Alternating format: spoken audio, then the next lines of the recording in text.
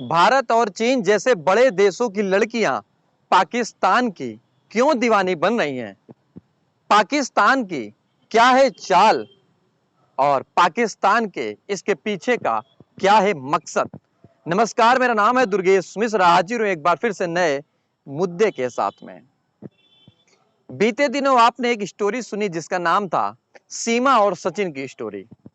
सीमा पहले नेपाल गई, नेपाल से भारत आई और भारत में हुआ बवाल कि वो जासूस है कि वो प्रेमिका है। लेकिन इसके बाद जब भारत के अंजू पाकिस्तान के पुख्तनखा पहुंचे तो भी बवाल मच गया कि हिंदू पाकिस्तान में जाकर के फातिमा बन गई जो पहले अंजू थी। लेकिन अब एक नई स्टोरी सामने आ गई जिसका नाम है गाओ फेंग। 21 वर्षीय लड़की 18 साल के प्रेमी के साथ पाकिस्तान के पुख्तनखा पहुंची है। अब इन सारी चीजों के बीच में बात यह फंसती है कि आखिरकार भारत और चीन जैसे बड़े देश की लड़कियां पाकिस्तान की दीवानी क्यों हो रही हैं। पूरी चीजें आप बारीकी से समझिए। अगर आपका एक घर का परिवार है जिसमें 2 से 4 बच्चे होंगे, या 1 या 2 या 3 या 4, और हस्बैंड और वाइफ हैं, तो सबसे पहले शुरुआत होती है कि आपके बच्चे कर क्या रहे हैं और आप क्या कर रहे हैं।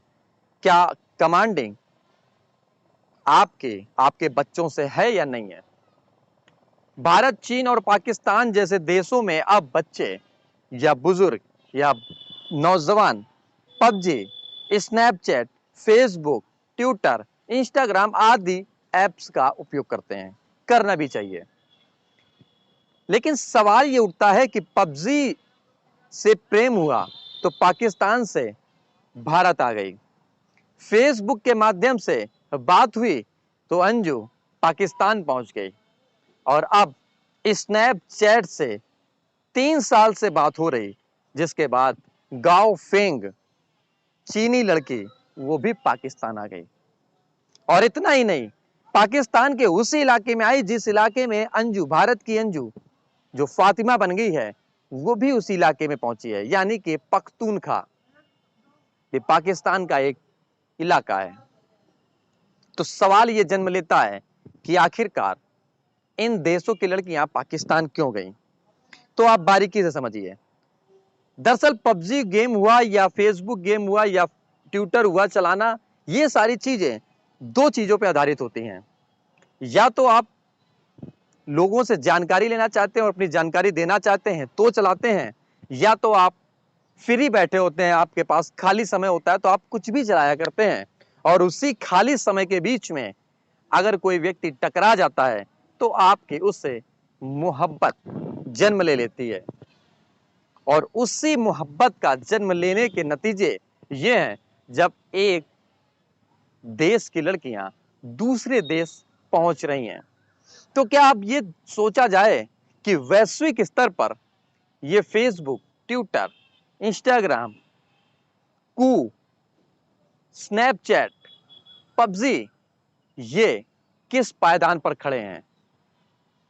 अगर पायदान पर खड़े हैं, अगर गेम्स के माध्यम से लड़कियां या लड़के जा सकते हैं, तो क्या पाकिस्तान जैसे देश में आने वाले समय में क्या नहीं हो सकता। सीमा हैदर की कहानी में भी यही हुआ कि वो फ्री रहती थी, उसका पति समय नहीं देता था। अंजू के केस में भी यही हुआ कि वो मानसिक रूप से प्रताड़ित थी, उसने जो रास्ता चुना वो पाकिस्तान का चुना। अब गाओ फेंग जो चीनी लड़की है वो 21 साल की है, लेकिन जावेद 18 साल का है, और वह गिलगिट के रास्ते जो चीन में है वो इस्लामाबाद के पुख्तूनख्वा पहुंची। अब इस पूरी कहानी में पहले आप सुनते होंगे कि पड़ोस में ही कुछ विवाद हुआ करते थे, लेकिन अब जो विवाद हैं लड़के और लड़कियों के, वो अब वैश्विक स्तर पर आ गए हैं, जिसको सोचना, समझना और जानना हमारे और आपके लिए कहीं ना कहीं बेहद कारगर साबित हो सकते हैं, और बेहद कहीं ना कहीं नुकसानदायक भी हो सकते हैं। महसूस करके देखिए कि अगर आपका बच्चा या आपका बहन या आपकी बेटी या आपका भाई इन गेम्स में, इन चीजों में उलझता है, तो शायद वो आपका बच्चा या आपकी बहन या आपकी बेटी वो अपने देश में ना रह करके वो सीधे दूसरे देश से ताल्लुकात रखने लगती है। इस वीडियो के बनाने का मकसद यही है कि अब भारत, चीन और पाकिस्तान, बांग्लादेश, इन देशों में जो पबजी और स्नैपचैट या अन्य ऐप्स चल रहे हैं, इस पे किसकी लगाम लगेगी? क्या सरकार लगाम लगाएगी या आप स्वयं अपने परिवार पड़ोस पर लगाम लगा पाएंगे? इस वीडियो में इतना ही। अगर आपको वीडियो पसंद आया हो, कुछ जानकारी मिल पाई हो, तो लाइक, कमेंट, शेयर जरूर करें। और हाँ, इस डिजिटल दुनिया में हमारे फेसबुक, ट्विटर और इंस्टाग्राम को भी फॉलो करें, जिससे कि आपको नई नई जानकारी समय समय पर मिलती रहेगी। नमस्कार।